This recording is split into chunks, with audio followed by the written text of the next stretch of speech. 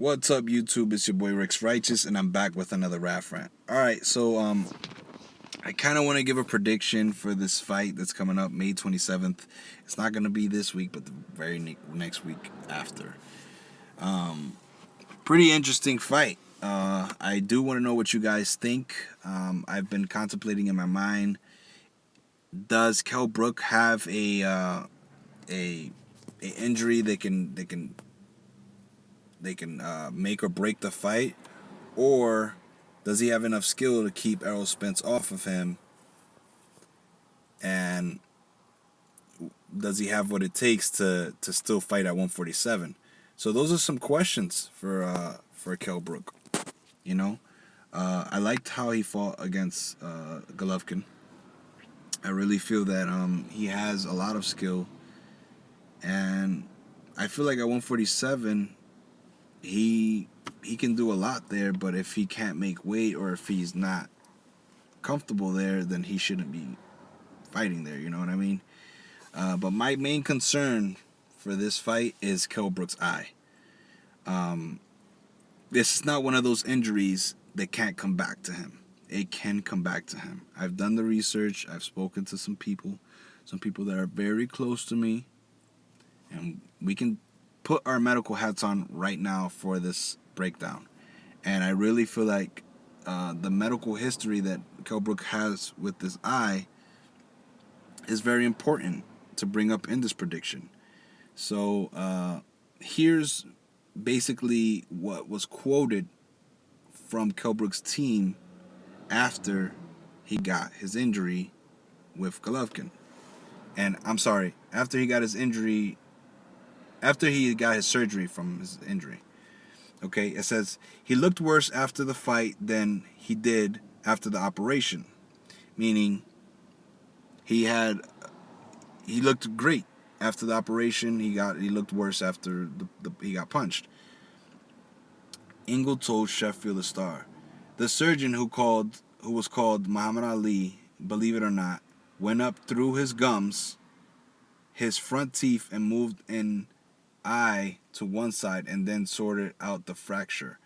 Kell is good, though, and doesn't want any delays before his next fight. He wants to be out again early in the new year rather than later. This is in 2016, September 28th. So that was right after the Golovkin fight, and I feel like he's had some time to heal.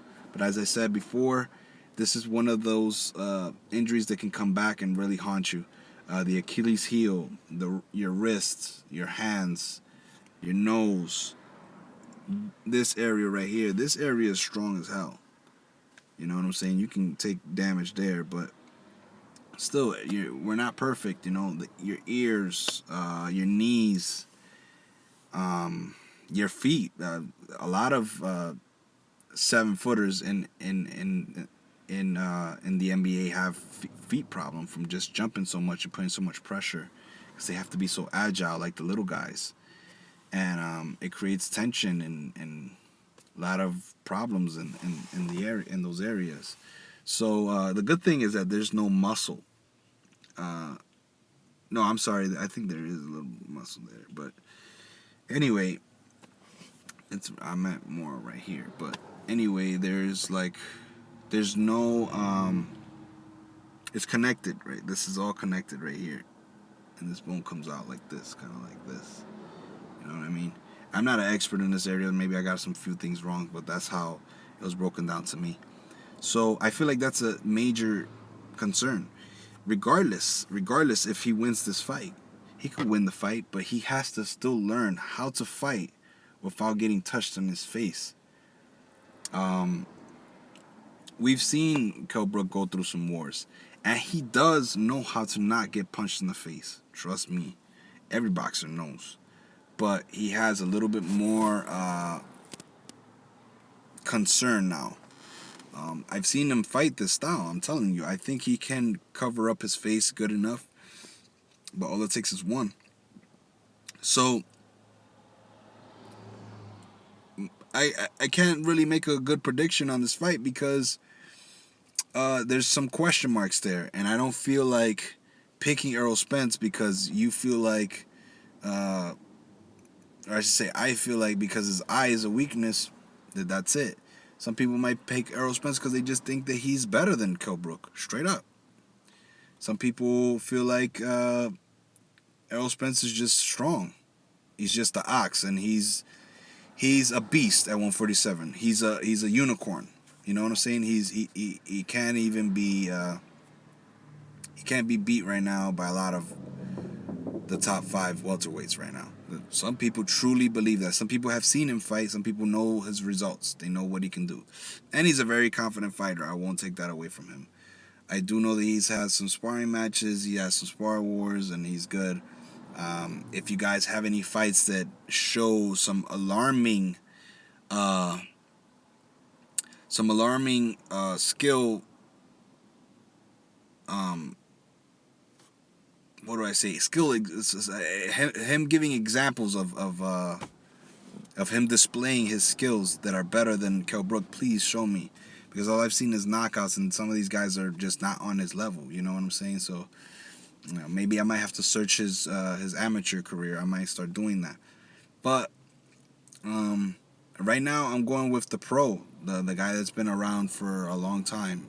Boxing for a long time. I'm going off of just pure skill, man. Like, Kell Brook really knows how to fight. Of course, a lot of his fights were domestic fighters, guys in the UK, but he's had big fights. He's had big fights already, and he's filled up the arenas for his name. These things come into play. You're also in Kell Brook's backyard. These things come into play. They're not things that you can just throw away and say, "Oh, Rex, come on, you kidding me? Are you kidding me? Just because I'm fighting him in his backyard?" Yeah, that has a big factor, actually. Don't fall asleep, basically. The pressure's on Errol Spence, not on Kell Brook. The only thing that's pressuring Kell Brook is if he can defend himself fighting with that eye. And I don't think that's nearly as important as Errol Spence snatching that title. It's really up to him on his passion and his belief in himself and his skill on if he can do it, And I'm not doubting Errol Spence. I just feel like that is a bigger deal, as an athlete, to go in there and snatch up a title. So I really feel like Errol Spence has a huge opportunity here. I'm gonna check out his amateur career, go see how he fights, see what ticks him, what makes him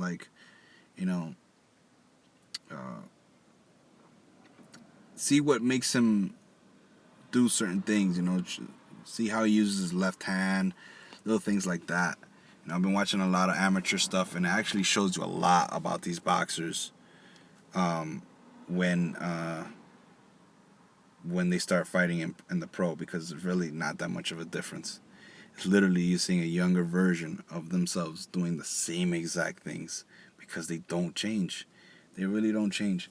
So, I don't know. The orbital bone, man. The orbital bone. Damn, man. You get punched right there. I mean, how many punches, man, people get punched all the time right there, bro, in boxing. That's a really gentle spot, little area that can mess stuff up. I mean, the results of getting popped there, and you already have issues there. You can severely destroy your vision, for one, and who knows what could happen. You know what I'm saying? Who knows the outcome? Because not every punch is gonna be perfect. It could be a huge problem, very huge problem. So I like how people like to downplay Triple G a lot. I'm not giving him credit, because I'm not saying that his punch was the special punch that broke the Special K's eye socket. But what I'm saying is that, he played around with that, and look what happened.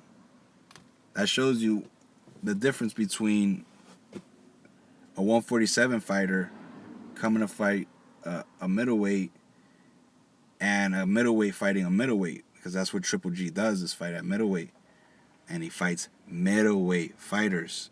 Ugh. I have to look at the camera so like that you can understand what I'm trying to say. But yeah, I just get mad sometimes with a lot of these Canelo fans and stuff like that. But I do want to mention that I really feel that Kell Brook deserved to be in the ring with Triple G. He is a phenomenal fighter. I really feel like his skill is up there. And there are some things that, you know, he had because he was in London and money wasn't a problem for him. You know, these are things that have to be spoken about between boxing fans and hardcores and stuff like that. If you're in a country or you're in a city where you're the man and money's not an issue and you're okay with whatever you're getting paid, which is super important to a boxer, then why would you call out specific fighters?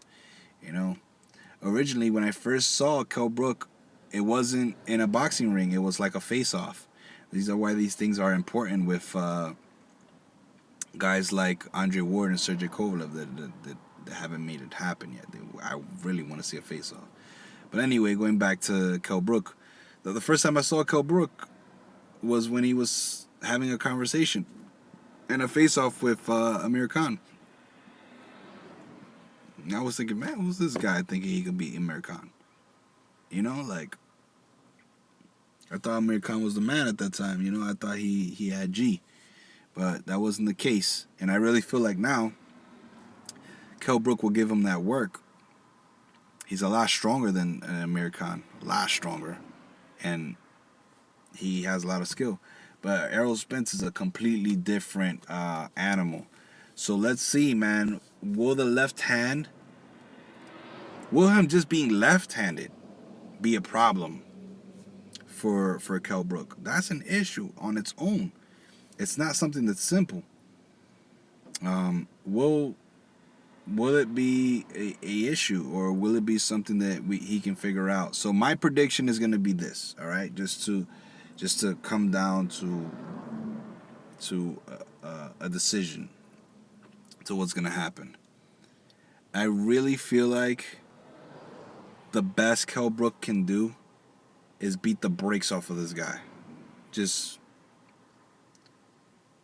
not just win on points, but actually dominate him on who's the better boxer / fighter. I really feel like that is the ultimate version of my prediction coming to life. Of course, these predictions are never on point.